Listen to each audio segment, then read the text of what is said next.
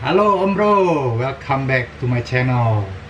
Akhirnya kita jumpa lagi setelah sekian lama kita berpisah. Oke, langsung saja. Jadi di video kali ini saya mau bukan mereview ya sebenarnya ya. Jadi di video kali ini saya mau merakit satu kit Kaye XP8 dengan spek standar yang ala-ala jorok gitu deh pokoknya. Nah, jadi di sini dari versi kit semua full Kaye X ya. Nah, untuk bagian belakang ini langsung kita buka aja. Nah, kenapa di Kaye X saya tidak unboxing? Karena dari Kaye X itu memang tidak ada box bawaannya. Jadi dari Kaye X itu cuma dikasih box polos, semuanya diisi pakai RC gini. Jadi nggak ada box khusus Kaye X, itu nggak ada.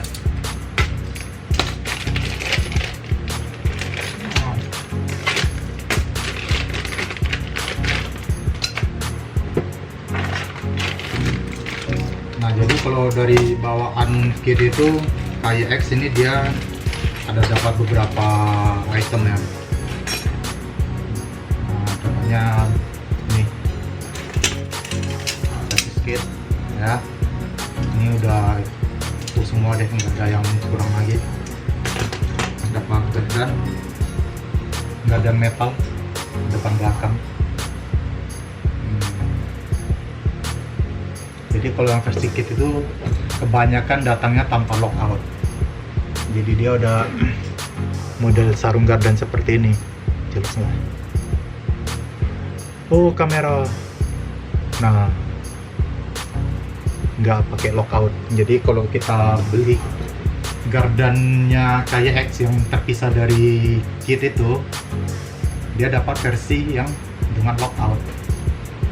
Rata-rata kalau bawaan kit itu yang seperti ini ya. Jadi ntar kalau misalnya ada kita beli gardan terpisah dari kit, loh kok gardannya ini pakai lockout, yang dari kit kok nggak pakai lockout? Ya begitu deh alasannya. Nah, ini untuk gardan. Nah, ini tuh untuk set bar. Set bar bawaan dia model seperti ini.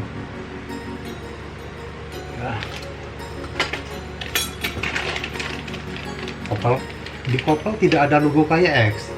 Jadi sebenarnya tuh bukan barang palsu ya, bukan barang di luar Kaye X, itu memang Kaye X, cuma dia untuk yang versi kit gini memang kebanyakan rata-rata dikasih tanpa logo Kaye X.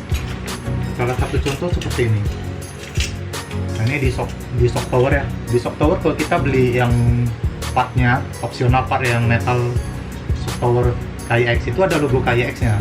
Tapi kalau kita yang versi kit gini nggak ada. Ya, jadi ini bukan barang palsu, ini memang Kaye X, cuma dia tanpa logo Kaye X. Nah, untuk di baterai tray ini, kalau kita beli terpisah nih, nah itu dia ada logo Kaye X-nya. Cuma memang kadang-kadang dari Kaye X-nya mereka juga nggak ada standarnya gitu. Kadang suka-sukanya aja, ada yang punya logo, kadang nggak ada ya, gitu deh. Tapi kalau untuk ke gearboxnya dan di gardan-gardan gini, nah ini tetap ada logo Kaye X-nya ya, jadi bukan barang palsu. Nah, terus berhubung ini saya mau rakit pakai hard body, di Kaye X dia ada sedikit minusnya tuh apa, shock breaker bawaannya tuh dia pegasnya terlalu lunak. Nah, jadi kalau sering kejadian ada yang bertanya, Om, ini saya udah beli versi kit nih, udah saya rakit dengan hard body, kok jalannya miring-miring gitu ya? Nah, itu alasannya karena shock breakernya dia terlalu soft gitu. Jadi kalau ada salah satu customer yang pesan dari saya, nah saya pribadi nyampaikan ke mereka, Om, kalau pengen pakai hard body tuh shocknya diganti pakai yang hard.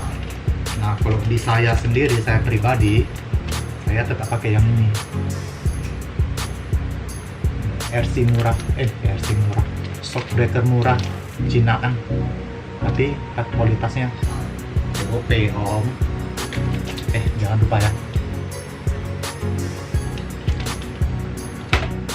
Nah, jadi ini versi kit. Jadi dari kit itu dia tadi dapatnya chassis seperti ini ya, dapat gardan depan belakang, kopel, setbar, terus ada dapat bumper depan belakang alloy, dapat roda 4 piece ya, 4 piece ya, itu packnya alloy. Ntar jadi dari KX itu dia peleknya modelnya macam-macam ya, bukan satu model doang. Kadang mereka ngasihnya apa ya kita terimanya apa gitu, kita nggak bisa ngeklaim saya pengennya velg seperti ini, bisa, cuma kuantitinya banyak. Kalau cuma pesan 1-2 nggak bakal diladeni. Oke, itu untuk versi kit. Nah, dari standar rakitan saya USC saya tetap pakai ini. Ini merek udah legend ya, Hobby Wing Quick Run USC Brushed 1060 waterproof. Ini udah lebih dari cukup bagi saya ya, bagi yang lain saya nggak tahu. Motor, kalau motor saya selalu pakai yang motor 550. Di sini saya pakai produknya B1RC 21T. Kenapa 21T? Soalnya kan ada yang ngomong tuh, Om buat crawling jago nggak Om? Nah, jadi kok bedanya motor 550 dengan 540 itu, di motor 550 ini torsinya tetap dapat. Jadi walaupun T-nya 21T, kita dapat speed 21T, tapi torsinya kita dapat torsi gede. Lebih kurang ya. Ini saya juga dapat info dari teman yang ngerti elektronik gini. Infonya motor 21T 550 ini torsinya dapat setara dengan motor 540 55T. Nah, dari servo saya selalu pakai ini Power HD. Jadi kalau untuk yang di setir itu saya pakainya servo Power HD LW 20 mg yang kekuatan 20 kg waterproof. Kenapa nggak pakai lebih dari 20 kg? Karena menurut saya ini udah cukup untuk rakitan adventurean gitu, udah cukup. Jadi kalau ada yang bilang, Om saya pengen ngerakit nih RC Adventure, tapi saya servonya pengennya pakai yang di atas 20 kilo, bisa, nggak masalah. Cuma itu bagi saya overpower gitu loh, bagi saya. Soalnya versi saya pribadi, saya pakai yang LW 20 mg ini udah cukup, lebih dari cukup. Nah, untuk di remote-nya ini kebetulan dari customer saya mintanya pengennya RC Radiolink RC 6GS. No, 6 channel. Nah, jadi saya tetap pakai remote digital, minimal itu 3 channel.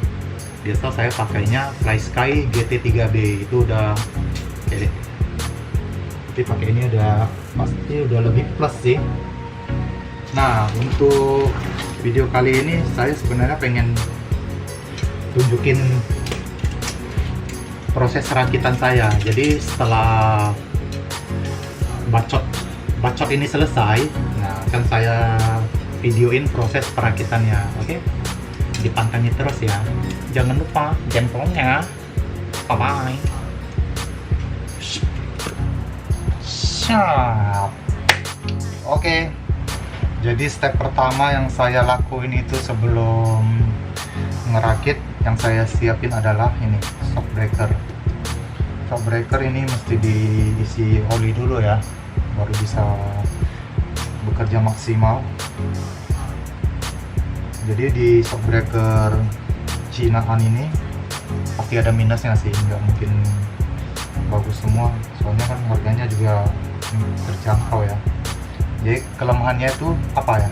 Yaitu minusnya shock ini, dia kalau dari bawaan ini, nah perhatiin ya, ininya gampang lepas. Nih, pakai tangannya udah lepas nih. Nah, gampang lepas nih. Jadi sering kejadian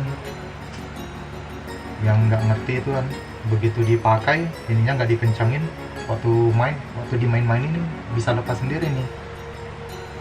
Nah, di sini spring ini biasanya dia ada dikasih cadangan ya, yang tipe soft warna hitam.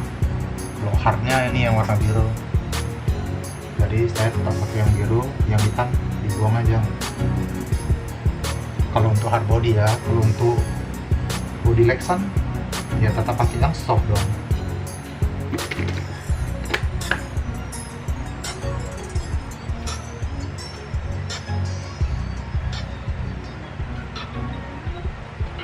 Nah, untuk lem baut ini saya pakai ini ya, merek ini susah bacanya, ntar lidah saya keseleo. Ini saya pakai warna biru. Yang biru itu dia kekuatannya medium gitu. Kalau pakai merah dia terlalu keras, ntar waktu dibuka bautnya slack.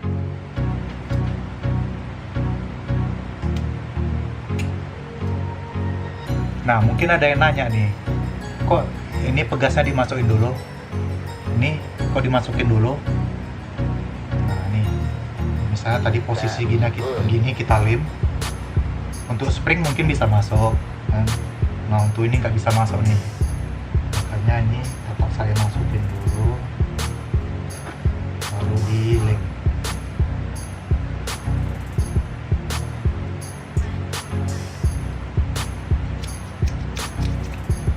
Oke, ini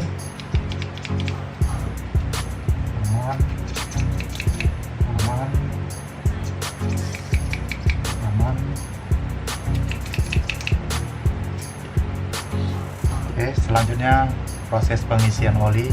Di sini saya pakai silikon oil lah, yang 500 SCT ya istilahnya. Pokoknya angkanya 500 deh. Ini cukup dipenuhin. Jadi waktu kita kunci ini mesti dikandasin ya. Nah, ini mesti dikandasin. Jadi ini waktu dikunci, kalau ada luberan oli itu biarin aja, nggak apa-apa. Nah, ini kan ada luber-luber dikit tuh. Nah, setelah agak rapat ini kita lap. Setelah itu baru udah dikencengin ya. Jadi sisanya ikutin prosedur ini aja. Udah selesai, kita masukin.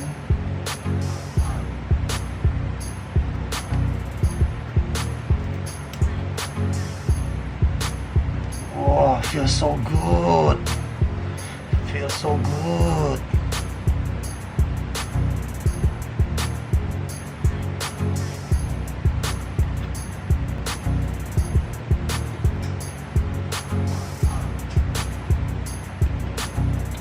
Oke, jadi paket shock breaker sudah selesai. Selanjutnya kita masuk perakitan axle. Axle atau axle ya? Pokoknya itu deh, gardan. Terlebih dahulu saya rakit gardan belakang.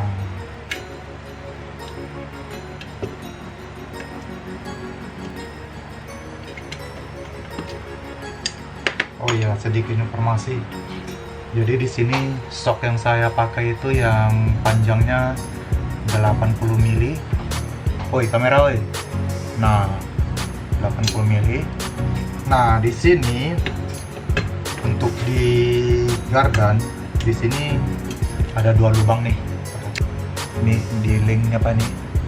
Link mounting ada 2 lubang. Nah, jadi yang bawah itu untuk link, yang atas untuk shock breaker. Ya, tapi kebanyakan di rakitan saya itu posisi link yang bagian bawah saya posisinya nebeng dengan lubang link mounting, jadi kesannya lebih ceper lagi. Bentar ya, ini kelemahan, salah satu minus dari shock ini lagi, ini segel dari ball jointnya. Woi, kamera. Nah, segel ball jointnya tuh yang kuningan itu suka lepas, jadi saya selalu ganjel pakai ring. Nah, ini ring, saya pakai ring plat ukuran lubang 3 mili. Jadi selain pakai ring itu saya ada ganjel pin lagi, o-ring. Jadi posisi ring itu saya buat di paling luar Kenapa di paling luar? Karena dia ngeganjal segel dari ball joint ini. Oke. Ini baru masukin ininya. Oke. Setelah itu baru dikasih spacer 3 mili.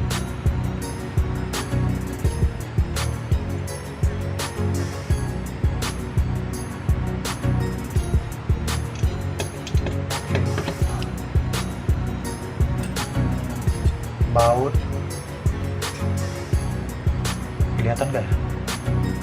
25 mili ya, pakai baut panjang 25 mili karena baut bawahnya kurang panjang. Jadi plus minus di versi ngerakit sendiri dengan pesanan ya. Kalau dari pesanan ini seperti saya kan udah sering ngerjain, plus minusnya semua saya udah tahu gitu. Tapi bukan berarti semua yang saya rakit ini udah paling benar, enggak. Ini cuma versi jorok. Nah, jadi kalau udah ada ring ini, dia sudah tersegel. Jadi yang segel ball jointnya itu nggak bakal lepas lagi. Dia udah fine, udah ketahan. Kalau yang depan ini kita wajib lepas ini ya, lepas salah satu servo mount. Nah, kalau tadi nggak dicopot ini nggak bakal masuk, kepala bautnya keganjal di apa ini, di baut servo mountnya.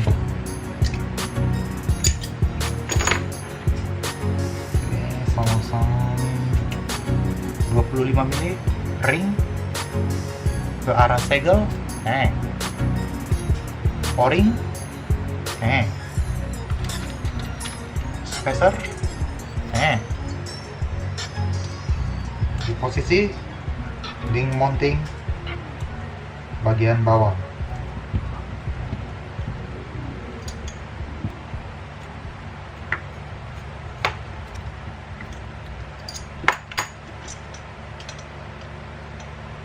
Bagian atas kita tidak perlu pakai baut yang panjang ya.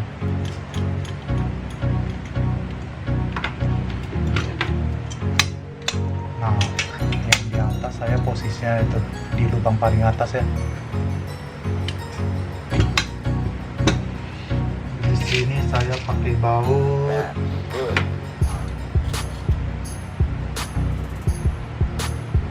kelihatan nggak? Woi kamera, no 15 mili.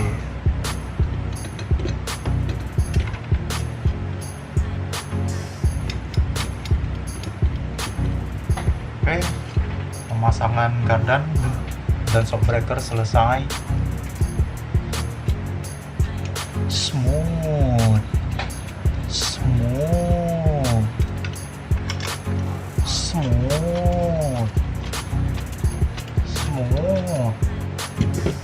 Selanjutnya couple. Nah, nanti pasti ada yang kaget nih. Jadi dari couple itu dikasih 2 ring. Ini ring fungsinya apa sih sebenarnya? Nah, ring itu fungsinya sebenarnya di sini, di bagian apa namanya, bonggol gardan, di pinion. Nah, ini ada ganjalnya. Jadi dari bawaan udah ada, cuma di couple-nya tadi dikasih, nggak usah di double ya, satu aja udah cukup. Yang bagian transfer case nggak perlu dikasih karena ntar nggak bakalan terkunci sih. Nah, jadi ini setelah posisi couple terpasang ya, jadi yang panjang tuh di bagian belakang, yang pendek di bagian depan. Di bagian baut couple ini saya kasih ini juga threadlock couple metal. Ini bautnya gampang lepas kalau kita sekedar ngunci gitu kan, biarpun kuat kita ngunci pasti bakalan lepas, sering lepas lah, lebih rawan lepas. Jadi saya tetap pakai threadlock ya, pakai yang biru aja, dan kalau pakai yang merah ntar ini terlalu keras. Ini kalau baut couple ini sepertinya sih bahannya agak lunak, kadang ini kalau kita udah kunci kuat aja udah bisa slack gitu loh. Makanya saya tadi kalau kunciannya nggak terlalu kencang juga, yang penting pakai lem baut aja udah oke lah ya. Jadi ini posisi gardan chassis kit yang sudah selesai kita rakit. Oke, selanjutnya kita masuk ke proses merangkai kabel-kabel. Nanti kita kasih sentuhan magic ala jorok. Oke, jadi untuk episode kali ini berakhir di sini. Untuk episode berikutnya proses perakitan elektronik part dan body. Oke.